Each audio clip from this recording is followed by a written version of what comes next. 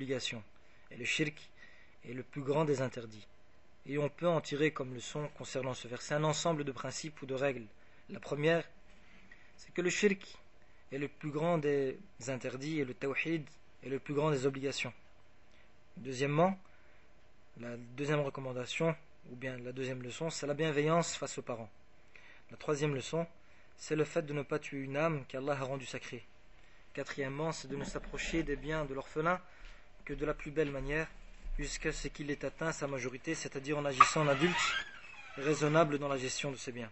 Cinquièmement, c'est le fait d'être équitable dans les actes et les paroles, qu'elles soient apparentes ou cachées, avec les personnes proches ou lointaines. Sixièmement, c'est l'obligation d'accomplir les engagements. Septièmement, c'est l'obligation de suivre la religion de l'islam et de délaisser ou laisser tout ce qui est en opposition face à cette religion. Huitièmement, c'est que le fait de rendre licite ou de rendre illicite, cela revient et est un droit qui est réservé à Allah seul, et nul ne peut intervenir dans ce domaine-là. Et l'auteur du livre, qu'Allah lui fasse miséricorde, a dit, Abdullah ibn Mas'ud, qu'Allah l'agrée, a dit, celui qui veut voir, regarder les recommandations, les préceptes du prophète Muhammad, sallallahu alayhi wa sallam, sur laquelle il y a son cachet ou son anneau, qu'il lise la parole d'Allah, exalté soit-il, qui se trouve dans la sourate les bestiaux, qui est قُلْ تَعَالَوْا أَتْلُ مَا حَرَّمَ رَبُّكُمْ عَلَيْكُمْ وَأَنَّ هَذَا, donc jusque ce verset qui est وَأَنَّ هَذَا الصِّرَاطَ مُسْتَقِيمًا فَاتَّبِعُوهُ, jusqu'à la fin de ce verset. Et dans le sens approché, Allah dit, venez, je vais réciter ce que votre Seigneur vous a interdit, ne lui associez rien, et cela jusqu'au verset, et voilà mon chemin dans toute sa rectitude, et cela jusqu'à la fin du verset, qui se trouve donc dans le verset, donc la sourate les bestiaux, du verset 151 à 153. Et la parole sur cela, concernant la parole d'Ibn Mas'ud radiallahu anhu, tout d'abord, Abdullah ibn Mas'ud est un noble compagnon radiallahu anhu. Et la parole al-wasiyya, qui signifie les préceptes ou les recommandations, a pour sens, c'est un fait acquis, ou une chose certifiée, ou établie, ou instituée. Et la parole khatam signifie l'anneau. Et aussi, elle peut être traduite sans cela. Et quand on dit khatamtu ala kitabi, elle a comme signification j'ai mis un cachet sur mon livre. Et cela signifie taba'atu, qui veut dire j'ai imprimé. Et le sens de cette parole, c'est qu'Abdullah ibn Mas'ud mentionne que le prophète sallallahu alayhi wa sallam n'a recommandé comme précepte que ce que Allah a enjoint ou recommandé dans son livre. Car Allah, exalté soit-il, a recommandé ou enjoint dans ce qu'il y a dans ces versets, et il a terminé ou marqué chacun de ces versets par la parole d'Allah qui est « Voilà ce qu'il vous enjoint ».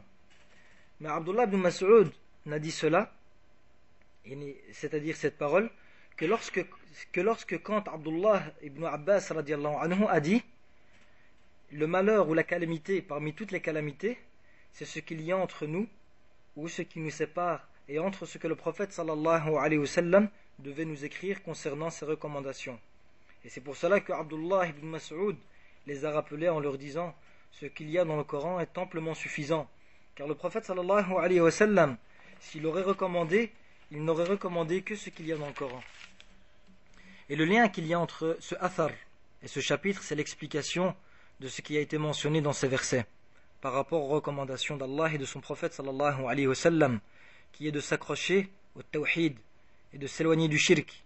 Et on peut tirer des leçons concernant ce athar, et parmi ces leçons, c'est l'importance de ces 10 recommandations, et que le prophète sallallahu alayhi wa sallam n'a recommandé comme précepte que ce qu'Allah a enjoint.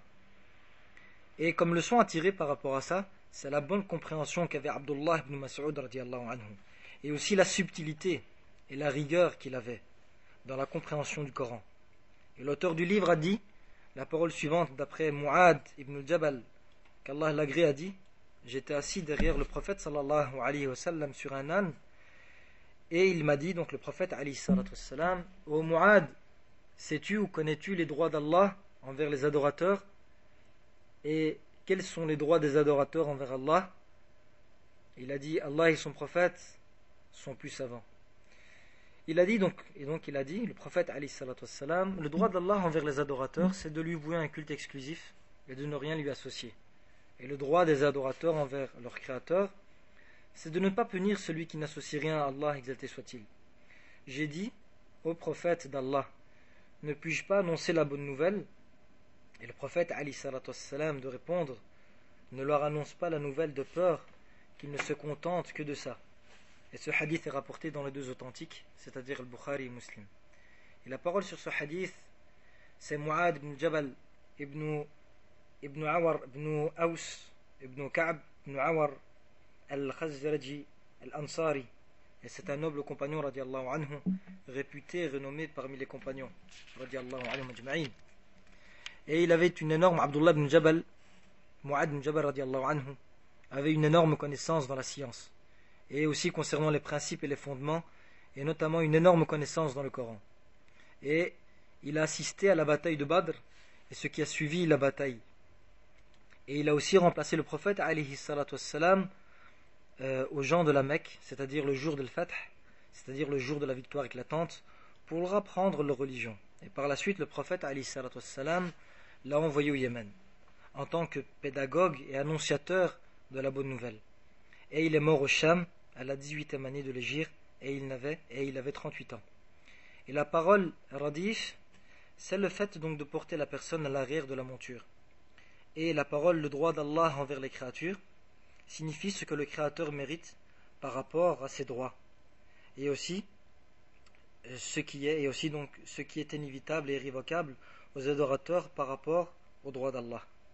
Et la parole, le droit des créatures envers Allah, donc cela signifie ce qu'Allah a écrit en lui-même, et cet écrit, Allah l'a fait par le biais de sa bienfaisance, et par ses bienfaits, et par sa bonté, et non pas par obligation.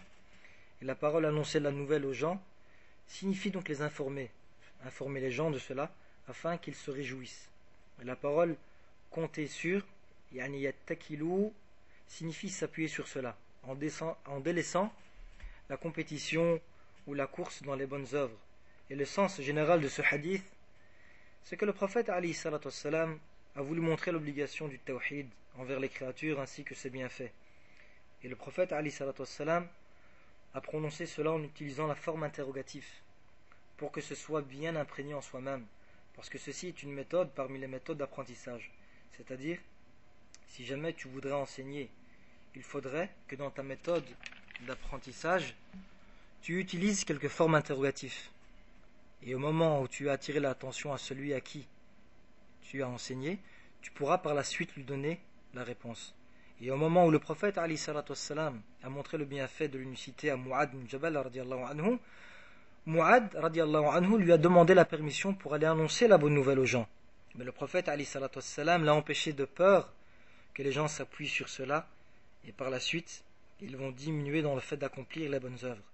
Et à l'occasion de ce hadith, concernant ce chapitre, cela englobe l'interprétation du tawhid, qui est le fait de vouer un culte exclusif à Allah sans rien lui associer. Et on peut tirer des leçons concernant le hadith, on peut donc tirer des leçons concernant ce hadith un ensemble de principes. Le premier, c'est la modestie du prophète, alayhi salatu wassalam, dans le fait qu'il est monté sur un âne. Le deuxième principe, ou la deuxième leçon, c'est la permission de monter à l'arrière, donc de la monture, quand cela est possible. La troisième leçon, c'est l'enseignement dans la méthodologie, au niveau donc des questions et des réponses. La quatrième leçon, si l'on pose une question sur une chose qu'il ne connaît pas, il dit simplement qu'il ne connaît pas.